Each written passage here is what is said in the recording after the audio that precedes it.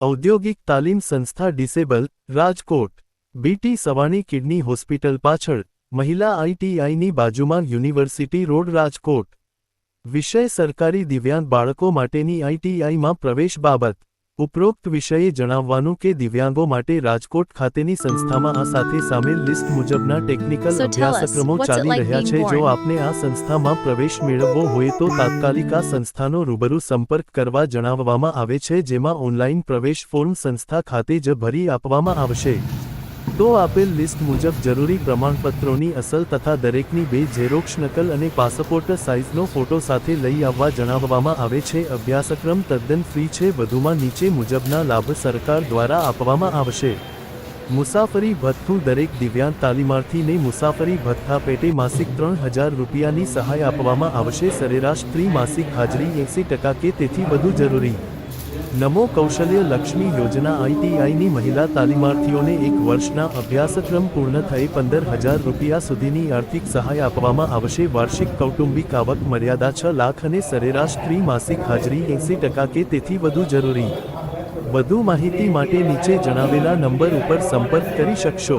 contact number Shri Atul Adhiya sir mobile 8460010008 Shri Kalpesh Limbasiya sir mobile 9925653052 Shri Naman Palan sir mobile number 9408526428 Shri Chirag Gohel sir mobile number 9998722116 Kumari Jalpa Gagiya madam mobile number 8200965120 Shri Viren Parmar sir mobile number 9376224127 आचार्य औद्योगिक तालीम જગ્યાઓનામાં દિવ્યાંગો માટેની ભરવા માટે નોકરીઓ માટે એટલે તમે આ ખૂબ સારી વાત છે કે જે બહેનો દીકરીઓ હમણાં જોઈ શકતી નથી છતાંય હોસ્પિટલ ચલાવી શકે છે ખૂબ સારી વાત છે અને રાજ્ય સરકારે જે રીતે તમારે દિવ્યાંગો માટેની જગ્યાઓ હવે બધા વિભાગોની અંદર અનામત રાખી છે એ પ્રમાણે જગ્યાઓ ભરાય આઈટીઆઈ વિભાગમાં પણ ભરાય રોજગારી એ માટેનું જોયું છે અને એ અનામત જગ્યાઓ તમારા દિવ્યાંગોના માટે ભરાય એવું આપણે રાજ્ય સરકારના અને વિભાગમાં પણ જે નક્કી કરેલું છે એ પ્રમાણે અનામત રહે એ પ્રમાણે રોજગારી મળે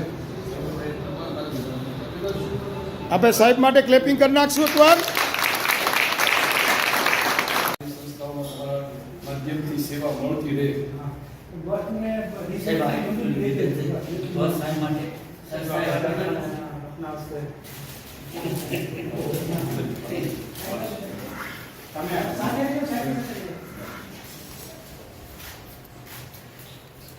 સરસ આ બાળકો માટે એક બસ આપવાના છો